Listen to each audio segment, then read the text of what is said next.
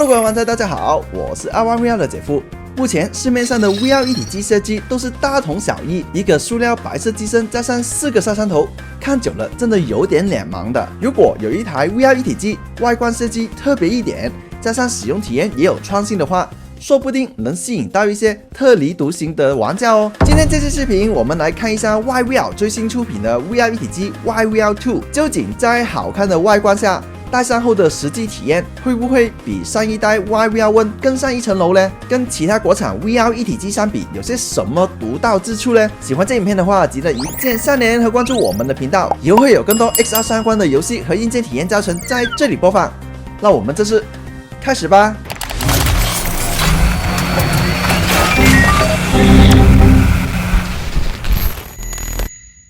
我手上呢一部 YVR 2依家仲喺設計驗證測試階段，可能同正式量產版有些少出入嘅，不過都唔影響拍攝。先來一個快速開箱，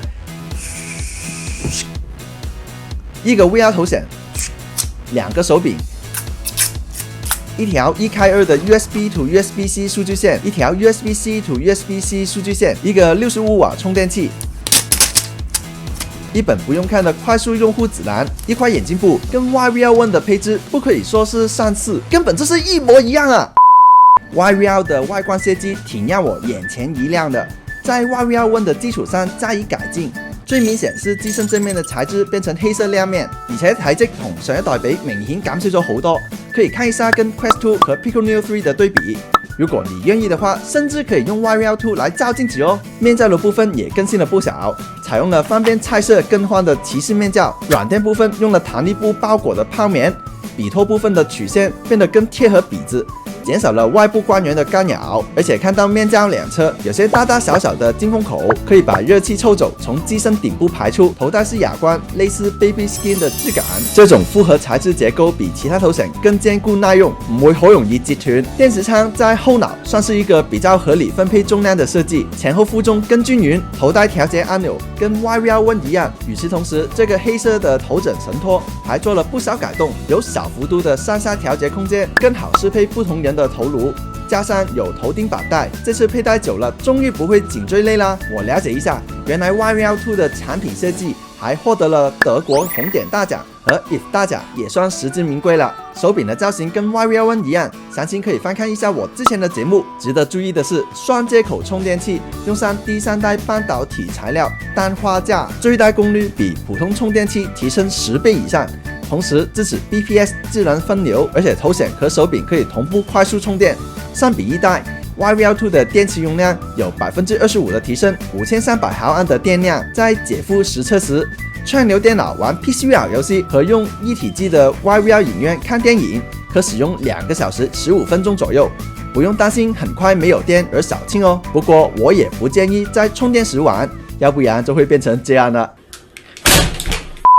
YVR 2可以做到這麼薄的原因，因為採用咗 Pancake 摺疊光路鏡片技術，可以把焦距折疊，把顯示屏到透鏡到人眼之間的距離縮短好多。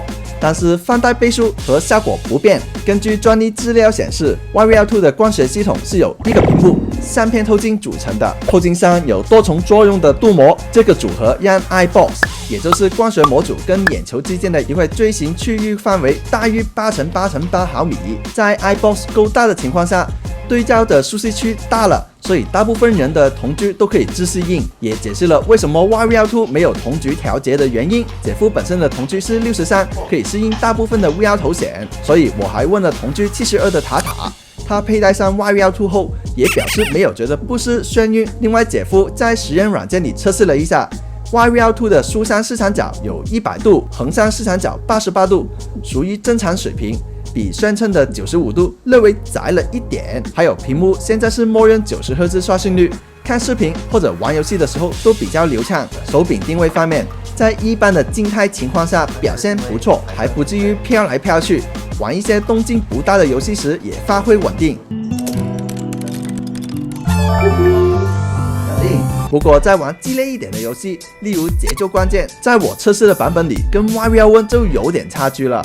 能看出手柄的吊飾問題，我問了一下官方，他們說會通過遠程 OTA 升級更新算法，希望正式版的時候能有所改善吧。說起遊戲和應用 YVR2 内置的 YVR 影院是一个我觉得做得不错的应用，可以把其他的视频 App 都集中在里面播放。影院场景配置了自然交互模式，手腕抬起的时候可以唤醒操作小面板，而且作为一个 VR 视频播放器，终于支持播放360度全景或者180度 3D VR 视频啦！看来 YVR 是真的有听取我的意见，希望后续把支持观看本地媒体服务器也放到更新议程里，通过 WiFi 浏览和播放本地路由器或者 NAS 中的视频，节省设备里的空间哦。而且我看到影院里可以自己调到不同的座位，是不是意味着将来有多人观影的功能更新呢？关于多人社交，YVR2 也开发了一个聊天 App 社交，可以加上好友后组织最多8人的语音聊天室。这个语音聊天属于系统底层功能，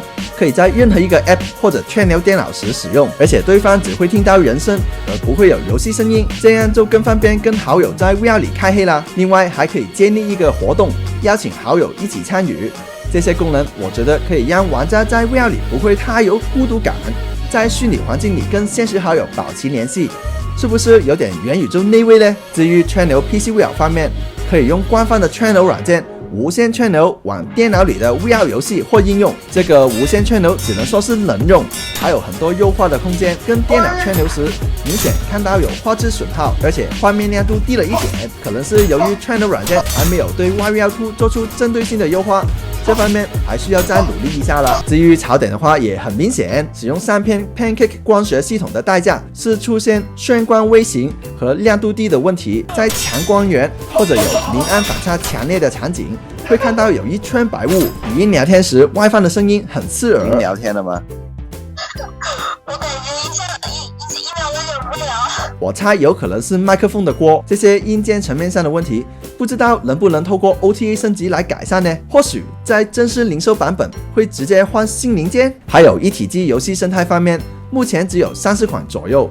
不过我听说 YVR 已经在生态方面加大投入了，积极引入新游戏。希望以后有更多新大作能够完善啦。讲了这么多，我来说一说大家最关心的价格问题吧。这次 YVR2 的官方售价是4999元，官方说160天打卡可以返半价，预售期内下单能获取3000元 YVR 游戏兑换券。老实说，目前是没有其他参照物可比。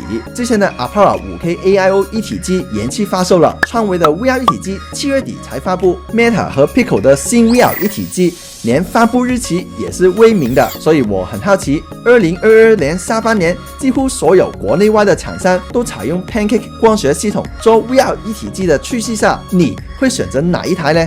欢迎在弹幕或下方评论区告诉我哦。以上就是本次视频的全部内容了。如果有其他补充资料，我会在下方评论区留言。喜欢这影片的话，不要忘记点赞和分享，支持一下姐夫，还有订阅我的频道，开启小铃铛，第一时间接受我的更新通知。姐夫在 B 站以及 YouTube 都有自己的账号哦。这里是茶玩 VR， 一个集愉快体验和硬核招生的 MetaQuest 爱好者频道。我们下期再见，拜拜。